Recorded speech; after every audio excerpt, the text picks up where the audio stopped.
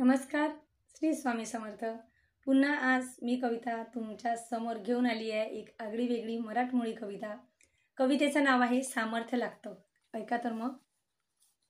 स्वतःचे सामर्थ्य ओळखायला, स्वतःचे सामर्थ्य ओळखायला, त्याचे व्यवस्थापन करायला सामर्थ्य लागतं.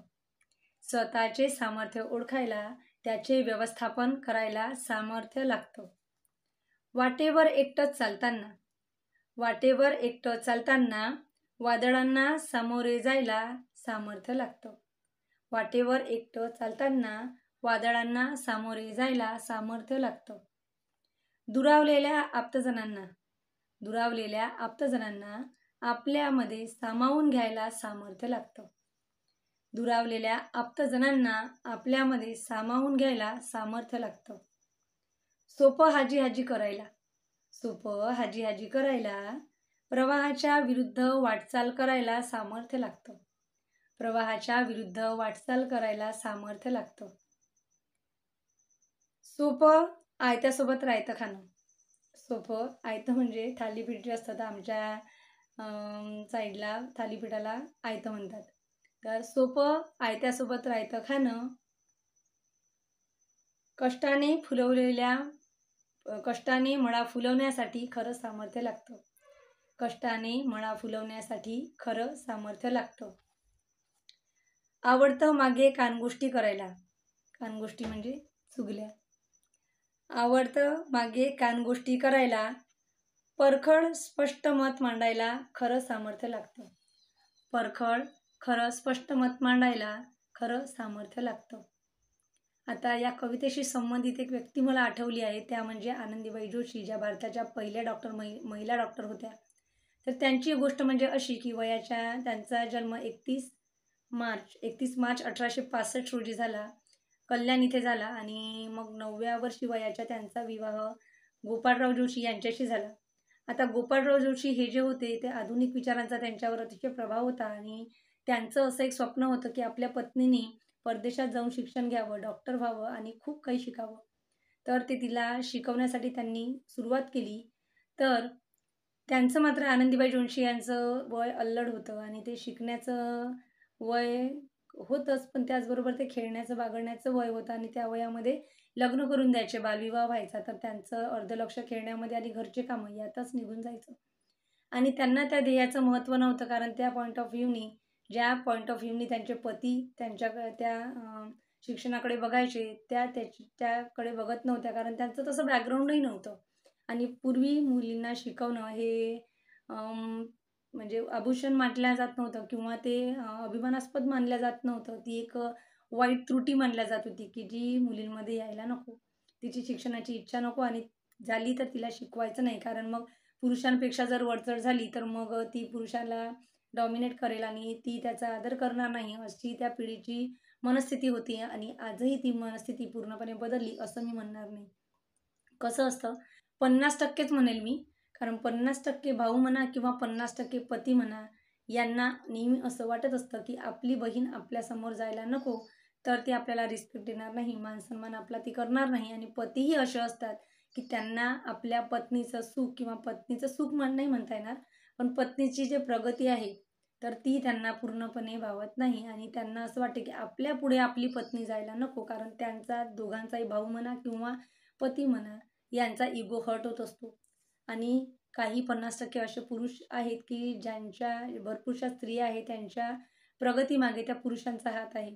तर असे सपोर्टिव्ह पण भरपूरसे आहे. पण त्या काळी जे गोपाळराव जोशी आहे यांच्यासारखे जे आधुनिक विचारांचे लोक होते ते खूप कमी होते. आणि त्यांना वाटत होतं की आपली पत्नी शिकावी, असे लोकही खूप कमी होते.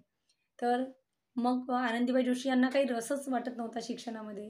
मग एके दिवशी काय झालं माहीत आहे का, गोपाळराव जोशी जे आहे ना, त्यांनी मग आनंदीबाई जोशी जे आहे यांना त्यांच्या माहेरी नेऊन सोडलं आणि म्हणाले, हिला शिकायचं नाही आहे आणि जेव्हा हिची शिकायची इच्छा होईल तेव्हाच मी हिला परत नेईन, नाहीतर तिला इथेच तुमच्या घरी ठेवा. आणि त्यानंतर मग त्यांना थोडं वाटलं की आपण पतींच्या आज्ञेचं पालन करायला हवं, ते सांगते त्यात वाईट तर नाही नसेलच काही. तर तेव्हा मग त्यांनी शिक्षणासाठी सुरुवात केली, मन लावून ते शिकायला लागला. पण तरीही काही आकर्षण राहायची की त्यांना त्यांच्या ध्येयापासून विचलित करायची. आणि त्यानंतर मग त्यांचं पुन्हा म्हणजे त्यामध्ये मन लागत नव्हतं. मग त्यानंतर एक वेळेस काय झालं की त्यांना मुलगा झाला आणि लहान वयातच त्या आई झाल्या. आई झाल्यानंतर त्यांचं मूल जे लेडीज डॉक्टर आहे, महिला वैद्यकीय क्षेत्रामध्ये महिला खूप कमी होत्या आणि तेव्हा महिला डॉक्टर त्यांना अवेलेबल झाल्या नाही वेळीच, त्यामुळे त्यांचं मूल दगावलं. तेव्हा त्यांनी मनाशी निश्चय केला की जसं माझ्यासोबत झालं तसं माझ्या इतर बहिणींसोबत होऊ नये, तर मला शिक्षणाची आता गरज आहे आणि मी डॉक्टर एक दिवस बनूनच दाखवेल. पण तो प्रवास एवढा सोपा नव्हता. कारण त्या काळी आपल्या जशा आता इथे MBBS भरपूरशा मुली होत आहेत आणि MD होत आहे, डॉक्टर बनत आहेत, इंजिनियर बनत आहे. आता भरपूरशा एज्युकेशनल कॉलेजेस इथे आहे. पण तेव्हा तसं नव्हतं ना, कारण तेव्हा परदेशात जावं लागायचं आणि तिथे शिक्षण पूर्ण करावं लागायचं. तिथे जाणं म्हणजे हा प्रवास सोपा नव्हता आणि ते इथल्या लोकांना जे न्यूनगंड मनामध्ये जपून होते की स्त्रिया समोर गेल्या तर मग अख्खं भारतवर्ष जे आहे ते धोक्यात येईल आणि सर्व पुरुषांची जी मान-सन्मान आहे तोही त्यांचा धोक्यात येईल. अशा विचारांचे जे लोकं होते ना, त्यांना अजिबात आवडत नव्हतं की त्यांनी परदेशामध्ये जायचं. पण पतीचा पूर्णपणे सपोर्ट होता आणि त्या काळामध्ये एक गोष्ट वाखाणण्याजोगी आहे की आनंदीबाई जोशी यांना यांच्या सासूनी पण खूप सपोर्ट केला. लोकांनी जेव्हा त्यांच्यावर कलंकाचे शिंतोडे उडवले आणि त्याचबरोबर त्यांची टीका केली, तेव्हा माझ्या सुनेला कोणी काहीच बोलणार नाही आणि ती जे करते ते आमच्या इच्छेनुसार करते, त्यामध्ये कुणालाही नाक खुपसायची गरज नाही. अशा स्पष्ट शब्दामध्ये त्या सासूने उत्तर दिलं, प्रत्युत्तर दिलं आणि आपल्या सुनेला त्यांनी सपोर्ट केला आणि मुलाच्या मताचाही त्यांनी विचार केला. खरंच त्यांच्याबद्दल कौतुकाची गोष्ट आहे की त्यांना हे सगळं जमलं. कारण या काळामध्ये त्यातही 50% पर्सेंटेज आहे की भरपूरशा सासू अशा असतात की त्यांना असं वाटतं की आपल्या मुलीच्या समोर आपली सून जायला नको. काय त्यांची मेंटॅलिटी असते आणि त्यांना असं का वाटतं हे त्यांचं त्यांनाच ठाऊक. आणि त्यासाठी मग कसं असतं की आपली मुलगी जर तिची तब्येत बरी नसेल तर तिची खूप काळजी घेतल्या जाते. तिचा अभ्यास जर असेल किंवा तिचा पेपर असेल मुलीचा तर तिच्या हाती चहा असतो. तिच्याजवळ जेवणाचं ताट नेऊन दिल्या जाते. पण सुनेनी म्हटलं की लग्नानंतर मला एखादा पेपर द्यायचा आहे, तर आता तुझं पुरे झालं शिकणं, आता तू संसाराकडे बघ, असं त्यांचं मत असतं. तर तेव्हा ते मत आनंदीबाई जोशी यांच्या सासूचं नव्हतं. हे खरंच खूप कौतुकास्पद गोष्ट आहे. ज्या आजकालच्या सासू आहेत त्यांच्यापेक्षा त्या वेगळ्या होत्या आणि 50% अशा पण सासू आहेत की ज्या सुनेला एवढं सपोर्ट करतात. माझ्या रिलेशनमध्येच मी बघितले आहेत की त्या तुला जे करावंसं वाटतं ते तू कर, मी तुझे मुलं सांभाळते आणि घरही सांभाळण्यात तुला मदत करते, अशा सांगणाऱ्याही भरपूरशा सासू आहेत ज्या आईपेक्षाही श्रेष्ठ ठरतात. तर असं तेव्हाचं वातावरण होतं. मग त्या कंडिशनमध्ये परदेशात शिक्षणाला जायचं तर मग तिथले कपडे, रहन-सहन सगळ्या गोष्टी एक्सेप्ट करायला लागायच्या. पण तेव्हा आनंदीबाई जोशी यांनी एक अट मांडली की मी माझा जो पोशाख आहे भारतीय तो कधीच सोडणार नाही. मी माझा भारतीय पोशाख आहे तोच नेहमी परिधान करेल. मी माझ्या गळ्यातलं मंगळसूत्र कधीही काढणार नाही आणि खरंच असतं की मंगळसूत्रामध्ये खूप शक्ती असते आणि तो आपल्या हिंदू संस्कृतीतल्या ज्या स्त्रिया असतात त्यांचा एक अभिमान असतो आणि त्यांचा एक समज असतो की मंगळसूत्र हे म्हणजे आपले जे पती असतात त्यांच्या दीर्घायुष्याचं एक प्रतीक असतं. तर त्यामुळे त्यांनी म्हटलं की मी मंगळसूत्र काढणार नाही आणि मी जो भारतीय पोशाख आहे तो घालणे कधीच सोडणार नाही. तो मी तोच परिधान करेल आणि तिथे अतिशय थंडी होती. अमेरिकेमध्ये त्या जेव्हा गेल्या डॉक्टर बनण्यासाठी, तर त्यावेळी तिथे खूप थंडी होती. थंडी असतानाही त्यांनी फक्त भारतीय पोशाखच परिधान केला. त्यानंतर तिथले जे गोरे लोकं, गोऱ्या ज्या मुली होत्या, गोऱ्यांच्या ज्या मुली होत्या, तर त्या या आनंदीबाई जोशी यांना नेहमी अ, कमी समजायच्या आणि त्यांचा वेळोवेळी अपमान करायच्या आणि कधी-कधी तर असंही झालं की बेंचवर बसल्यानंतर त्या बेंचवरून त्यांना धक्का मारून खाली पाडायच्या आणि म्हणायच्या की "तुझी जागा खाली आहे, तू इथेच बस." हे वारंवार त्यांनी सहन केलं. जशास तसे असा त्यांचा स्वभाव होता. आनंदीबाई जोशी ह्या अतिशय निधड्या मनाच्या होत्या आणि त्या खूप खंबीर मनाच्या होत्या. पण त्यावेळी त्यांनी एकच ठरवलं होतं की यांना जशास तसे उत्तर एक यांच्यावर चपराक लावून आपण देऊ शकतो. पण त्यावेळी आपल्या भारताचा अपमान होईल. तर आपण यांना जशास तसे तेव्हाच उत्तर देऊ शकतो, जेव्हा आपण यांच्यापेक्षा वरचढ बनू आणि यांच्यापेक्षा आपण जास्त माहिती गोळा करू, यांच्यापेक्षा जास्त नॉलेजेबल जेव्हा आपण बनू, तेव्हाच आपलं यांना दिलेलं ते प्रत्युत्तर राहील. तर त्यांची डॉक्टर बनण्याची जिद्द आणखीही वाढली आणि जिद्दीने त्या अभ्यास करू लागल्या आणि त्यानंतर एक दिवस काय झालं, त्या सगळ्या ज्या स्त्रिया त्या मुली ज्या होत्या MD करायला आलेल्या, तर त्या सगळ्या जणींनी आनंदीबाई जोशी यांचा अपमान केला आणि मग त्यावेळी मग त्या त्यांचाच अपमान करत नव्हत्या, तर भारतातल्या स्त्रिया कशा नीच आहेत किंवा त्या आमच्यापेक्षा कशा खालच्या दर्जाच्या आहेत, या सगळ्या गोष्टींचं या सगळ्या गोष्टींबद्दल त्यांनी वक्तव्य केलं. त्यावेळी आनंदीबाई जोशी यांनी इंग्लिशच शब्दांमध्ये तिथली परिस्थिती आहे, तिथल्या स्त्रियांचे माइंडसेट जे आहे किंवा त्यांचं जे परखडपणा आहे, त्यांचं हिमतीने लढण्याची जी शक्ती आहे, त्या सगळ्या गोष्टीचं वर्णन त्या इंग्लिशमधून त्यांच्याच भाषेमधून त्या मुलींना सांगितलं. त्यानंतर त्या सर्वांवर त्यांचा प्रभाव पडला आणि त्यानंतर त्या सगळ्या जणी त्यांचा आदर करू लागला. तुम्हाला माहीत नसेल की अमेरिकेतही एक आनंदीबाई जोशी यांचं स्मारक उभारण्यात आलेलं. 1883 त्या अमेरिकेला गेल्या होत्या डॉक्टर बनण्यासाठी. 1887 त्या डॉक्टर झाल्या.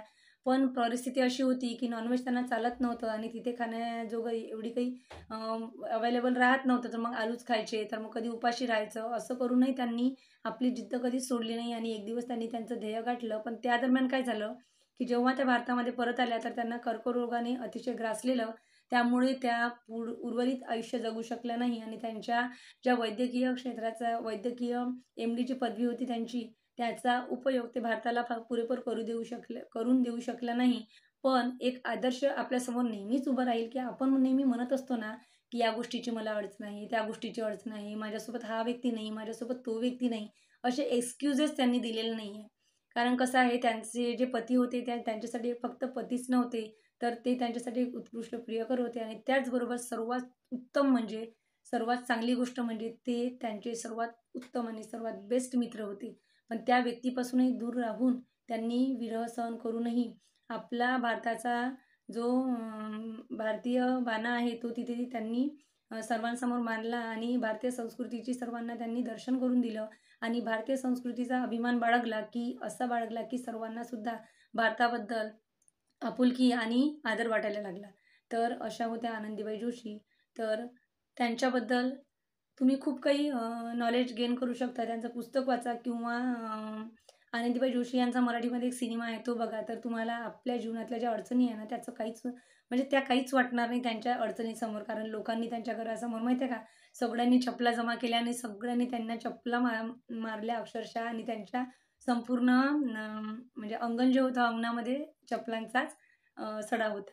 तर अशा कंडिशनमध्येही त्यांनी आपली जिद्द सोडली नाही आणि प्रकृतीवर असर झाला पण त्यांच्या जे ध्येयाकडे पुढे सरसवण्याची किंवा ध्येय गाठण्याची जी त्यांची इच्छा होती त्यामध्ये कधीही त्यांनी अंतर पडू दिलं नाही आणि त्याला कमी महत्त्व दिलं नाही. त्यांनी त्यांच्या ध्येयावर डोळा ठेवला आणि ते त्यांनी एक दिवस गाठलं.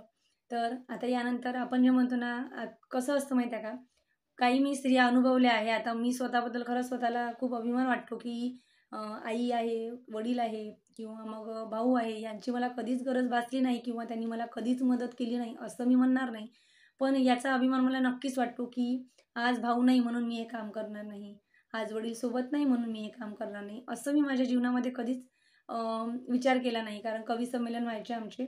कवी संमेलन व्हायचे तर मग कृष्णाजी चौधरी, त्यानंतर आता विनयजी देशमुख, आदरणीय विनयजी देशमुख हे नाही आहे हयात. पण आमचा एक ग्रुप होता. त्यामध्ये लेडीज पण होत्या, भरपूरशा एजेड होत्या आणि त्यामध्ये सर्वात तरुण म्हणजे मी. तर मग आमची गाडी वगैरे करायचो. मग कधी लोणी सावंगी किंवा मग बाजूचे जे खेडे आहेत किंवा तहसील प्लेस जिल्हास्तरीय असे आमचे कवी संमेलन व्हायचे. घरी यायला उशीर व्हायचा. कधी 11 वाजायचे, 10:30 वाजायचे. पण बाबाला आवाज द्यायचा, बाबाला बोलवायचं अशा मी भानगडीत कधीच पडत नव्हते. जी गाडी होती ती आमच्या घरापर्यंत थांबतच होती. पण काही जण इतके भीती वाटते त्यांना की 2 पावले चालून यायला भीती वाटते. मग कॉल केला जातो, बाबा न्यायला या, दादा न्यायला या. असं माझं काहीच नव्हतं. मी निर्भीडपणे माझ्या घरापर्यंत येऊ शकत होती आणि आजही कुठली गोष्ट भरपूरसे असे नातेवाईक आहेत की त्यांना माझं एक म्हणजे त्यांना माझा अनुभव आहे की जे काम पुरुष सहजगत्या करू शकले नसते तर ते कामही मी करून दाखवलेले आहे. आणि माझ्या आईचं यामध्ये खरंच खूप मोठं योगदान आहे की त्यांनी मुली जरी असलो तरीही मुलांसारखं आम्हाला घडवलं आणि ते सगळे कर्तृत्व मी पार पडले जे मुलं करू शकत नाही. तर या गोष्टीचा खरंच नेहमी अभिमान वाटेल. कारण काही जण असतात की लग्नानंतरही मग पतीवर डिपेंड असतात किंवा भावावर डिपेंड असतात. भावाचं लग्न होतं, त्यांच्या पत्नी असतात, त्यांचं घर असतं, संसार असतं. पण तरीही बहिणी वारंवार ही वाईट गोष्ट नाही आहे किंवा बहिणींनी भावाला आवाज देऊ नये असं मी म्हणणार नाही. पण लग्न झाल्यानंतरही त्या पूर्णपणे भावावर डिपेंड असतात की शाळेत सोडायचं मुलाला माझ्या भावानी, त्यांना आणायचं माझ्या भावानी, त्यांचं संगोपन करायचं माझ्या भावानी, त्यांच्या काही अडचणी असेल ते सोडवायचं माझ्या भावानी. इव्हन माझ्या जर भाच्या गावात दिल्या असेल तर त्यांच्या घरी जर कधी अडचण पडली, कधी टिफिन जर नेऊन द्यायचं काम पडलं तर द्यायचं माझ्या भावानी. अरे तुम्ही भाऊ करता, त्यांनी सगळं करायला पाहिजे, मग तुमचे पती काय करतात? आणि त्याचबरोबर या सगळ्या गोष्टी जर आहे आणि ते तुमच्यासाठी झटतील, त्यांनी तुम्हाला अख्खं आयुष्य ते तुमच्यासाठी झटले, त्यांनी आतापर्यंत तुमची सोबत दिली, मग त्यांच्या पत्नीचं काय? की ते तुमचं सगळं आयुष्यभर करणार आहे, मग त्यांच्या पत्नींना त्या व्यक्तीची गरज नसेल का? किंवा त्यांच्या मुलाबाळांना त्यांची गरज नसेल का? तर अशाही काही बहिणी आहेत आणि अशाही काही भरपूरशा स्त्रिया आहेत ज्या डिपेंडंट असतात प्रत्येक गोष्टीसाठी, प्रत्येक निर्णयासाठी. नवऱ्याची, पतीची आपण मर्जी विचारात घेतली पाहिजे, त्यांची सल्ला विचारात घेतली पाहिजे. पण प्रत्येक गोष्टीसाठी आपण डिपेंडंट राहू नये असं मला वाटतं. कारण कसं आहे, आज स्त्री आणि पुरुष हे दोघेजण बरोबरीने कार्य करत आहेत, तर आपण जर पुरुषांच्या बरोबरीने पगार मागत असतो, तर पुरुषांच्या बरोबरीने आपल्याला कर्तृत्वही असायला पाहिजे. कारण पुरुष एका हॉटेलमध्ये जाऊन तिथले समोसे तो एखाद्या संस्थेमध्ये जर जॉब करत असेल, तर तिथल्या एम्प्लॉईसाठी आणू शकतो, पण स्त्रीमध्ये हिंमत नसते. काय होतं एवढं सगळं केल्याने? पुरुषांनीच सगळे कामं वाटून घ्यायची का? आपण स्त्रियांनी का बरं नाही? पुरुषांनी बिल भरायला जायचं आणि आपण फक्त घरी राहायचं. असं मी प्रत्येकीबद्दल म्हणत नाही आहे, पण भरपूरशा स्त्रिया अशा डिपेंडंट आहेत, की त्यांच्यासाठी सगळं त्यांचे हसबंड आणतात आणि मग एक वेळ अशी येते, की ते जर त्यांच्या लाईफमध्ये नसले, तर त्या एवढ्या डिपेंडंट बनतात, की ती जे वृक्ष होतं पती नावाचं, त्याच्याभोवती ही जी पत्नी नावाची वेल होती गुंडलेली, ते जेव्हा तो आधार निघून जातो, तेव्हा ही वेलही कोलमडून पडते. अशी वेल बनल्यापेक्षा तुम्ही वृक्ष बना आणि प्रत्येक गोष्टीसाठी डिपेंड राहू नका आणि तुम्ही डिपेंड राहिल्यानंतर कुणाचा संसार तुटतोय, या सगळ्या गोष्टीचा विचारही करा. आता या गोष्टीचं तुम्ही म्हणाल, की पुढच्या पुढे घेऊन गेलेली आहे. पण कसं आहे, आजकाल भरपूरशा गोष्टी समजतात, की या स्त्रीमुळे त्या स्त्रीचा संसार तुटला. पण आनंदीबाई जोशी अशा होत्या, की अमेरिकेत गेल्यानंतरही कितीही दुःख झालं तरी त्या पतीला कमी सांगायच्या. त्या सगळे अश्रू प्यायच्या. कारण त्यांना माहीत होतं, की आपल्या पतीलाही दुःख होईल. तर प्रत्येक गोष्ट सांगत नव्हत्या. त्या त्याचं सोल्युशन शोधत होत्या. आणि विचार करा, अमेरिकेसारख्या नवख्या देशामध्ये त्या गेल्या आणि तिथेही त्यांनी स्वतःला सांभाळलं, स्वतःची जिद्द सांभाळली आणि स्वतःचं ध्येय गाठलं. तर आपण काय करू शकत नाही? आपण सगळंच काही करू शकतो. त्यामुळे पती सोडा आणि मग एकट्याच्या बळावर सगळं करा असंही मी म्हणणार नाही, किंवा भावाशी मतभेद करा आणि मग तुम्ही त्यांना कधी मदतच मागू नका असंही मी म्हणणार नाही. पण डिपेंडंट व्हा. आणि आनंदीबाई जोशी यांचं खरंच खूप मोठं प्रेरणा आहे आपल्यासमोर त्यांची, की त्यांनी त्यांच्या भूतकाळामध्ये खूप काही झेललं आणि आपल्या भारताला भारतामध्ये त्यांना एक मान मिळाला, की भारताच्या पहिल्या महिला डॉक्टर. साधी गोष्ट नव्हती हो ही सगळी. त्यांचं जीवनचरित्र वाचा आणि त्यांचे पुस्तकं वाचा. तुम्हाला खरंच कळेल, की त्यांनी किती मोठा संघर्ष केला आणि त्या मानाने आपण किती कमी आहोत आणि आपण प्रत्येक गोष्टीसाठी कसं डिपेंडंट राहतो. आणि आपली जिद्द कशी असते माहिती आहे का? मला यावेळी गर्भात भाग घ्यायचा आहे, दुसरा-तिसरा नंबर पटकवायचा आहे.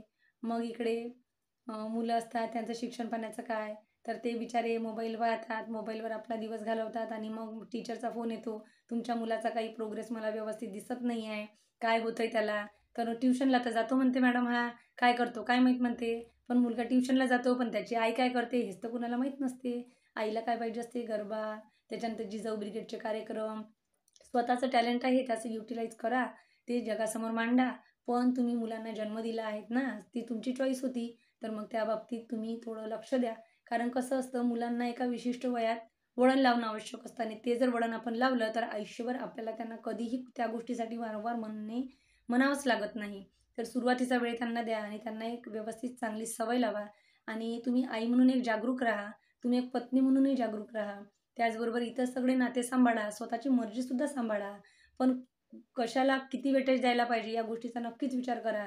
कारण म्हटलं जातं, की फक्त मरण महत्त्वाचं नसतं, तर मोक्षप्राप्ती महत्त्वाची असते हिंदू संस्कृतीनुसार. त्याचप्रमाणे फक्त जगणं महत्त्वाचं नसतं, तर स्वतःची आयडेंटिटी निर्माण करणं आणि स्वतःचा आयडेंटिटी निर्माण करता करता आपल्या अवतीभोवतीचे जे लोकं आहेत त्यांची मर्जी सांभाळणं, त्यांना योग्य वळण लावणं आणि त्यांच्यासाठी झटणं हेही महत्त्वाचं असतं. तर सगळ्या गोष्टींचं बॅलन्स ठेवा. कारण ज्याला दुवा साधता येतो, ज्याला मध्यम मार्ग निवडता येतो आणि ज्याला बॅलन्स जीवनामध्ये प्रत्येक गोष्टीमध्ये ठेवता येतो, तो व्यक्ती जीवनामध्ये यशस्वी होतो. कारण कसं आहे, दिवसभर मुलगा तापत असतो, पण माझ्यासमोर माझ्या क्लासचे 4 जे क्लासेस आहे, त्या क्लासेसचे सगळे विद्यार्थी येतात आणि मग एका दिवशी असं वाटतं, की मी आज माझ्या मुलाला सांभाळायला माझी आई आहे आणि मी 5 वाजता घरी परत येणार आहे. पण मी जर आज शाळेमध्ये गेली नाही आणि या कारणास्तव जर मी शाळा बुडवली, तर माझ्या मुलांचं कितीतरी पिरियडचं नुकसान होईल आणि ते नॉलेज ते गेन करण्यापासून आज वंचित राहतील आणि उद्यावर ते ढकलावं लागेल. मग उद्या जर असा काही प्रॉब्लेम आला, तर ते परवावर ढकलावं लागेल. शाळा सुट्ट्या देतात कारण ते सगळ्यांच्या समस्या समजून घेतात. पण आपल्या समस्या किती मोठे आहे आणि आपण कुठल्या समस्येला किती वेटेज दिलं पाहिजे, याही गोष्टीचं बॅलन्स आपल्याला ठेवता आलं पाहिजे. आणि जेव्हा जॉब करतो तेव्हा प्रोफेशनल लाईफ आणि आपली पर्सनल लाईफ यामध्ये ज्याला समन्वय साधता येतो किंवा समतोल साधता येतो, तो व्यक्ती जीवनामध्ये यशस्वी ठरतो आणि तोच त्या ठिकाणी व्यवस्थितपणे कार्यरत असू शकतो. कारण कसं आहे, भरपूरदा थोडं डोकं दुखते, थोडा हात दुखते म्हणून बेंचवर जायचं आणि डोकं ठेवून झोपून राहायचं, असं टीचरला कधीच म्हणजे असं कुठल्याही एम्प्लॉईला अलाऊ नाही आहे आणि त्या करतसुद्धा नाही. कारण प्रत्येक स्त्री हे प्रामाणिक असते आणि ती प्रामाणिकपणे आपला प्रत्येक जॉब, प्रत्येक कार्य करत असते.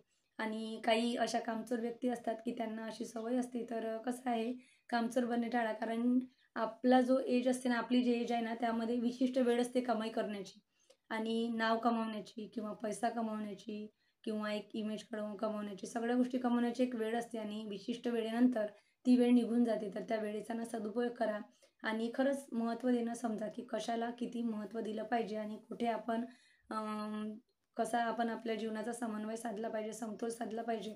कारण प्रोफेशनल लाईफ, पर्सनल लाईफ खरंच ज्याला वेगवेगळं ठेवता येतं ना, तो खरंच खूप महान असतो आणि ज्याला ती महानता जमते ना, तोच खरंच जीवनात काहीतरी अचीव करत असतो. तर कसं वाटलं आजचा एपिसोड नक्की कळवा कमेंट करून. आणि पुन्हा भेटू या चॅनलवर. पण त्याआधी एक गोष्ट नेहमीसारखी सांगू इच्छिते की माझ्या चॅनलला सबस्क्राईब नक्की करा आणि जास्तीत जास्त लोकांपर्यंत शेअर करा, त्यांनाही सबस्क्राईब करायला सांगा. आणि आवडलं असेल तर लाईक नक्की करा. आणि आनंदीबाई जोशी यांच्या जीवनातून तुम्हाला काय प्रेरणा मिळाली कमेंट करून कळवा. पुन्हा भेटू. श्री स्वामी समर्थ.